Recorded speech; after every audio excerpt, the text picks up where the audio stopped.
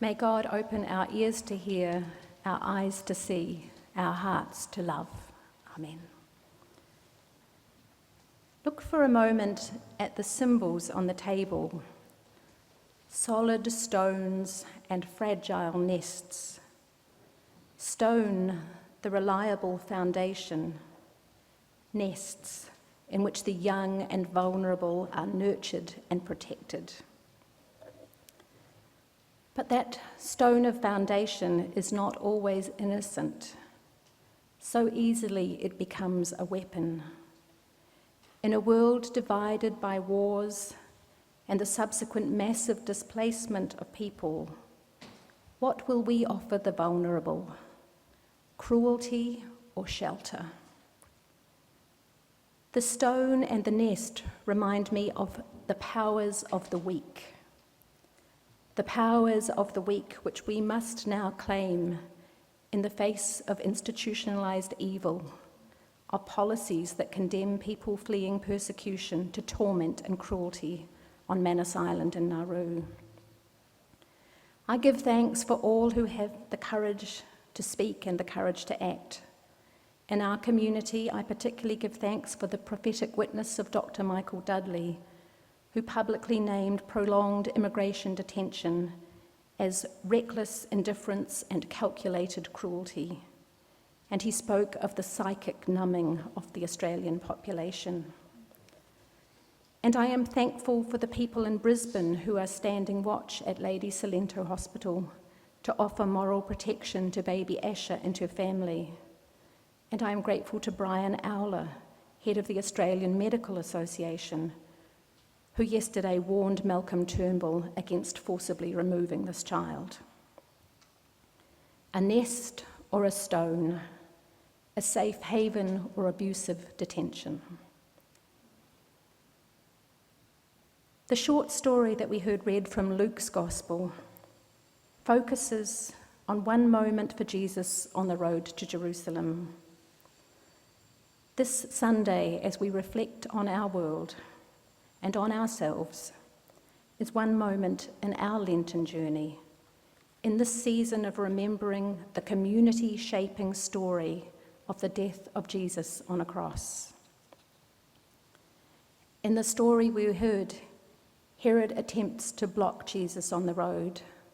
The threat of stones, the breaking of the prophet's body and spirit, is countered by a fragile yet powerfully protective love. Herod Antipas was a small-town tyrant, successor to the frightening Herod of the nativity stories. He was motivated by fear and the lust for power. His vision of how the world should be clashed fundamentally with Jesus' vision of the world. Herod was an agent of the empire, with its values of domination and oppression. Jesus called the people back to the ancient promises of God, to love and to justice, as the Hebrew prophets before him had done. We stand at this moment on our Lenten journey to Jerusalem, knowing that Jesus would die, that he would die at the hands of the empire that Herod represented. And yet we also stand as people of the resurrection. We stand in a world shaped by a compelling story that has engaged people of faith so much that we live within it, not as a dry history of facts, but as a way of understanding human life and human community. Today we recall the place that Jesus of Nazareth had in revealing what is true about the human condition and our relation to the sacred. This understanding of the Christian story, which sees it not so much as historical fact, but as inspiration for our living, is profoundly disturbing to many Christians. But then Jesus himself was a threat to the orthodox who insisted that there was only one way to understand the faith. Human self-understanding needs memory, but the interpretation of that memory need not be set in stone. In the Hebrew Bible, we hear that when the children of Israel finally got to the land that was promised to Abram and Sarai, they crossed through the midst of the Jordan River on dry ground. Joshua commanded the elders to gather 12 stones from the riverbed, stones to stand as memory. When your children ask their parents in time to come, "What do these stones mean?"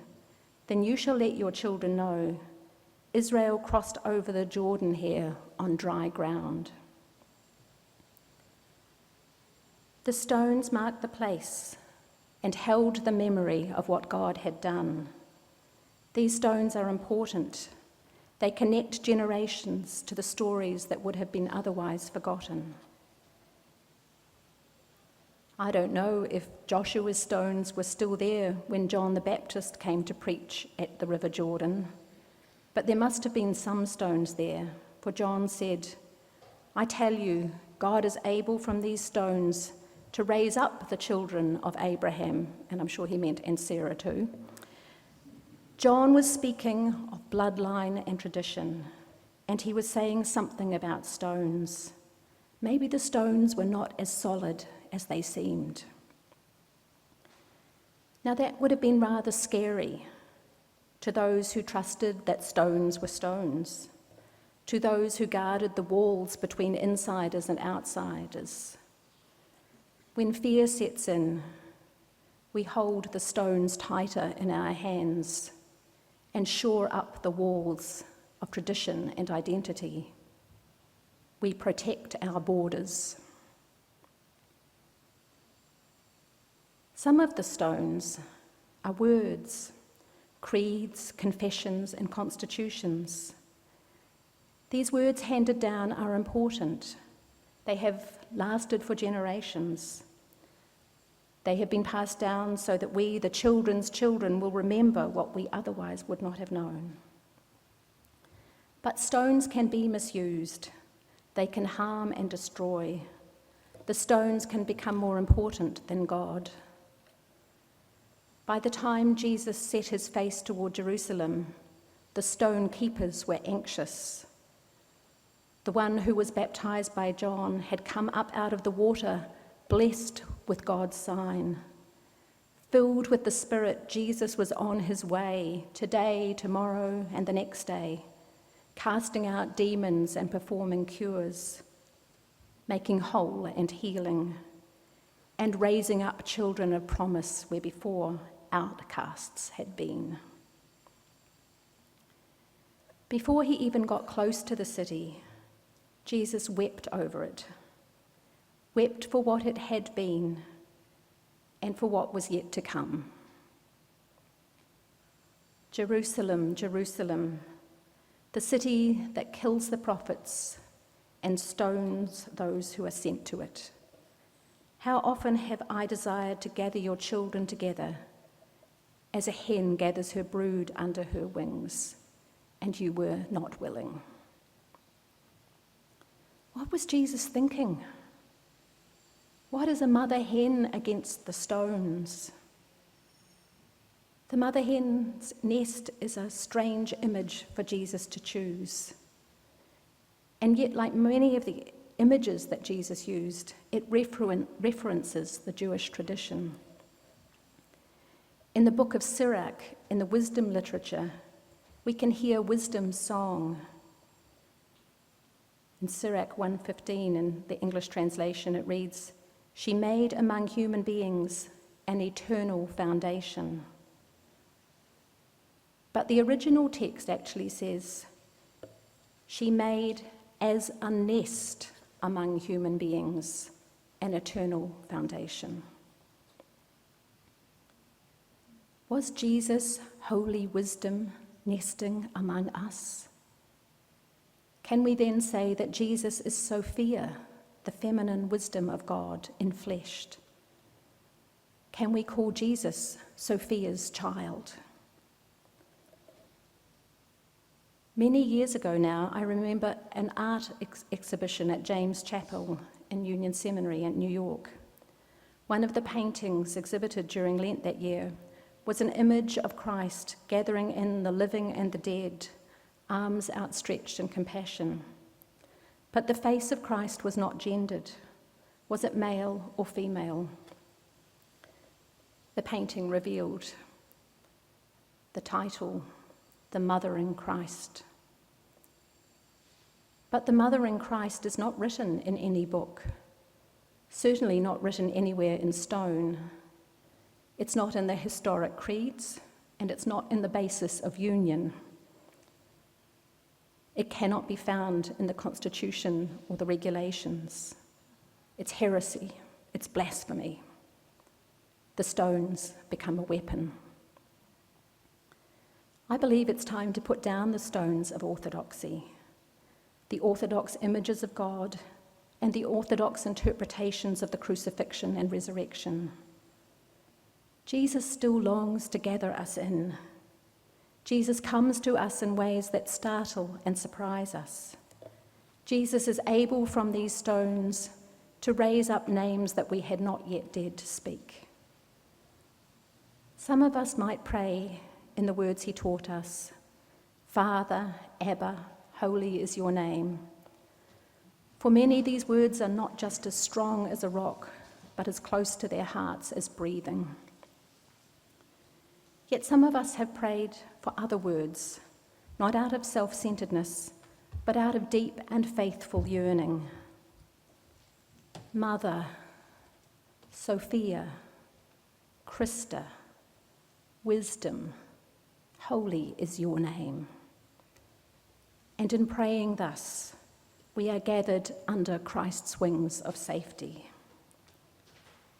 Jerusalem, Jerusalem, the city that kills prophets and stones those who are sent to it. How often have I desired to gather your children as a hen gathers her brood under her wings. Jesus, the Mother in Christ, still calls. Come, children of promise, come. Don't be afraid. You can put the stones down now. Come. Open yourself to the Lenten journey of risk and revelation. But for now, in this hour, in this moment on our Lenten journey, shelter here on your journey to Jerusalem. So often we speak of faith as costly and forget the promises of God. God is our shelter and stronghold. With God, we live in covenant. Like Abram and Sarai gazing at the stars, like Jesus on the road to Jerusalem, we are asked to live in the strength of that promise and with the audacity of courageous faith. And God knows we need that now. Jesus of Nazareth, the human one, lived and died as a Jewish male of the first century. Where his bones lie, who knows? It matters not. Jesus, Christa, child of Sophia, embodied wisdom, lives with us and journeys with us through a Lent of changing minds, changing our hearts, and changing our world. So may it be. Amen.